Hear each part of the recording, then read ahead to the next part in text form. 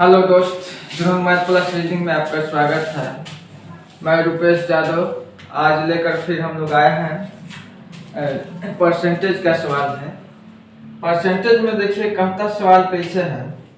Percentage में सवाल आपका कहता है अमीना अपनी आय का, अमीना कोई व्यक्ति है और अपनी आय का 16% बचाती है, 16% बचाती है। अब उसकी आय में 20% की वृद्धि हो गई। अब उसकी आय में 20% की वृद्धि हो गई, लेकिन वह अब भी पहले की तरह ही बचत करती है, यानी पहले के जैसा ही बचत करती है। तो उसके व्यय में हुई प्रतिशत वृद्धि ज्ञात करिए। उसके व्यय में हुई प्रतिशत वृद्धि ज्ञात करिए। एक बार फिर से सवाल को समझ लीजिए। अमीना अपनी आय का 16% बचाती है। अब उसकी आय में 20% की वृद्धि हो गई, लेकिन वह अब भी जो है पहले की तरह ही बचत करती है।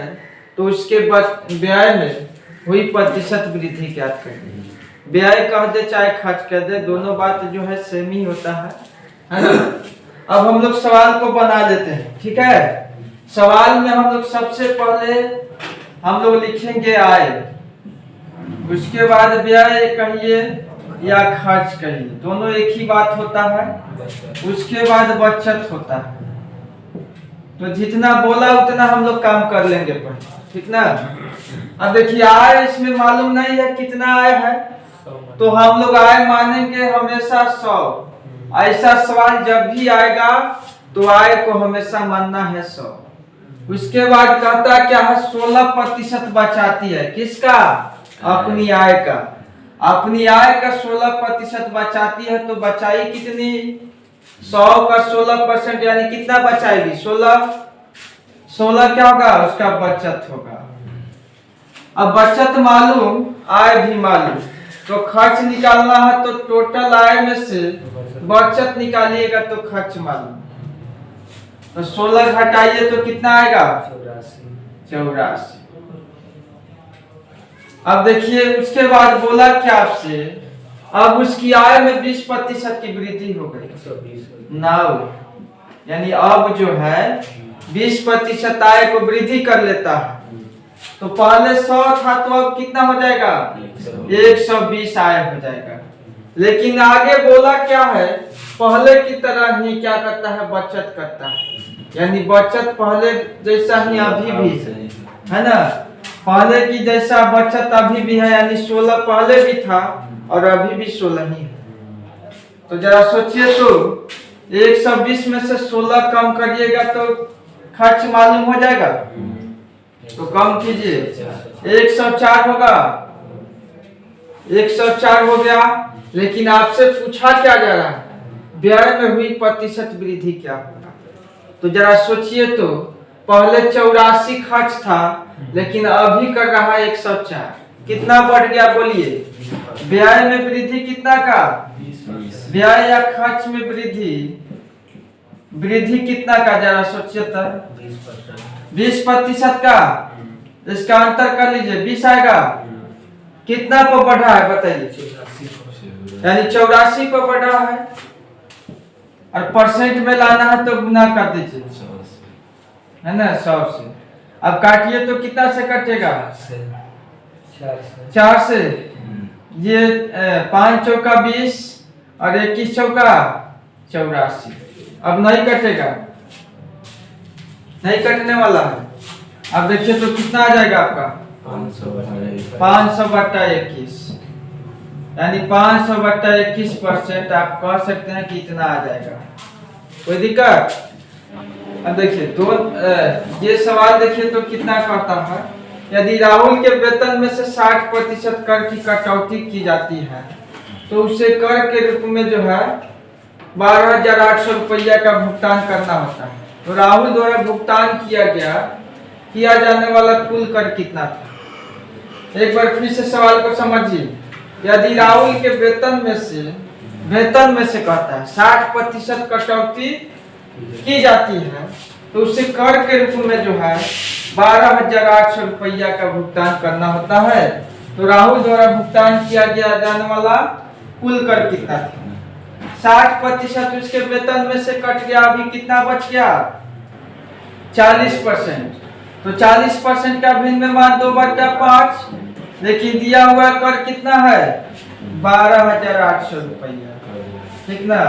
तो यहाँ से 1 बराबर टोटल हम लोग निकाल सकते हैं। देखिए 2 से काटिए, 2 छक 12, 2 चौका 8, यानी 6400। तो इधर बच्चा ऊपर में 1, तो 1 बराबर मान कितना आएगा? 5 उधर जाकर गुना हो जाएगा। 0 0, 5 चौका 20 का 0 हाथ में 2, 5 छक 30 2 32। ठीक है, चलिए अब सवाल को देखा जाए तो रेनू अपनी आय का 30% बचत करती है। रेनू अपनी आय का 30% बचत करती है। यदि उसकी बचत में जो 30% बढ़ जाता है, उसके बचत में 30% बढ़ जाता है तो और बढ़ जाता है, और व्यय में 25% बढ़ जाता है, व्यय यानी खर्च करता है, 25% बढ़ जाता है, तो रेनू की आय में हुई प्रतिशत वृद्धि ज्ञात करिए। तो रेनू की आय में हुई प्रतिशत वृद्धि ज्ञात करिए। फिर से सवाल एक बार समझ लीजिए। रेनू अपनी आय का 30% बचत करती है। यदि उसकी बचत 30% बढ़ जाती है और व्यय में 25% बढ़ जाता है, तो रेनू की आय में हुई प्रतिशत वृद्धि ज्ञात करिए। सवाल फिर वही हम लोग आते हैं, है ना? देखिए हम लोग वही तरीका से बनाएंगे, क्योंकि सेम उसी प्रकार से सवाल दिया हुआ। आय हो गया, उसके बाद व्यय या खर्च कहिए, दोनों बात एक ही होता है। उसके बाद बचत होता है। 3 चीज आपको दिया रहेगा, तो आय मालूम नहीं रहता इस सवाल में, तो आय टोटल हमेशा मानिएगा 100, टोटल हमेशा 100 मानिएगा। अब देखिए कहता है रेनू अपनी आय का 30% बचत करती है। उसका आय माने हम लोग 100, तो कुल आय का जो 30% होगा तो बचत कितना का हो जाएगा? 30 का बचत होगा, 30 का। अब देखिए आय मालूम, बचत मालूम, तो खर्च निकालना है, तो टोटल आय में से बचत वाला घटाइएगा तो क्या मालूम? खर्च। बचत 30% बढ़ जाता है। अब देखिए नाउ, अब हम लोग क्या करते हैं? नाउ अब जो है आपसे क्या पूछता है? देखिए तो बचत में 30% की वृद्धि, बचत कितना है बोलिए? 30 है, और 30% वृद्धि तो कितना होगा? 30% वृद्धि करिएगा इसका। अब जरा सोचिए तो 30% वृद्धि कहने का मतलब 130 बटा 130 कितना होगा? 39 का वृद्धि होगा। यानी कहने का मतलब समझिए 30% का भिन्न में मान कितना होता है? 3/10, और वृद्धि बोलता है तो कितना? 13/30। तो इसका 13/30 तक कितना होगा बोलिए? इसका 13/30, बचत का कितना? 13/30, यानी 13 होगा वृद्धि। बचत में 30% बढ़ जाता है। बचत था किसका? देखिए 30% का भिन्न में मान लाइए, 39 हो रहा है। 39 होगा। 30% का वृद्धि 39 हो जाएगा, वो 39। ठीक है, अब जरा सोचिए तो खर्च में 25% बढ़ जाएगा। खर्च में 25% बढ़ाइए। पहले 70 था, अब कितना बढ़ेगा? 25%। तो 25% का भिन्न में मान कितना? 1/4। वृद्धि तो 5/4। किसका? 70 का। तो 70 का 5/4 निकालिए तो 5/4 पॉइंट में आएगा। 7 × 5 = 35, यानी 350 बटा कितना? 4। 4 से भागा दीजिए तो कितना होगा? 4 × 7 = 28, 4 × 8 = 32, 4 × 8 = 32 हुआ, बचा कितना? 30। तो 30 में फिर कितना? 4 × 7 = 28, 2 बचा, फिर दशमलव दिए 20 हुआ, फिर उसके बाद में 4 × 5 = 20, यानी 87.5% जो है उसका हो जाएगा।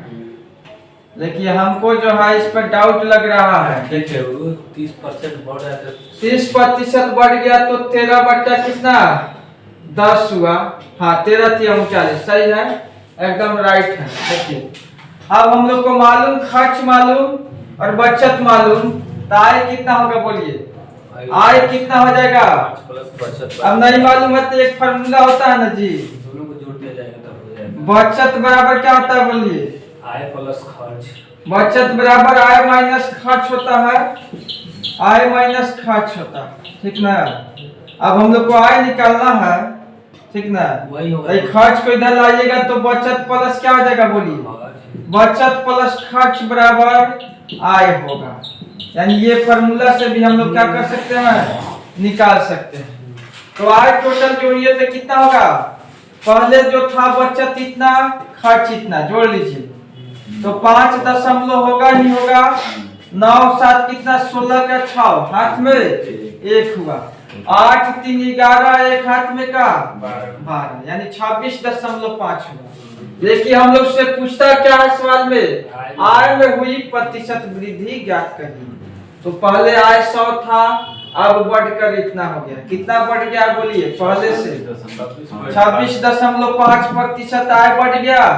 कितना पर बढ़ रहा है, 100 पर, क्योंकि 100 से ही इतना वृद्धि हुआ है। अब जरा सोचिए तो परसेंट में लाना है तो 100 से गुना है ना, तो कितना हो जाएगा 26.5% उसकी आय में वृद्धि हो जाएगा। बात को समझ गए।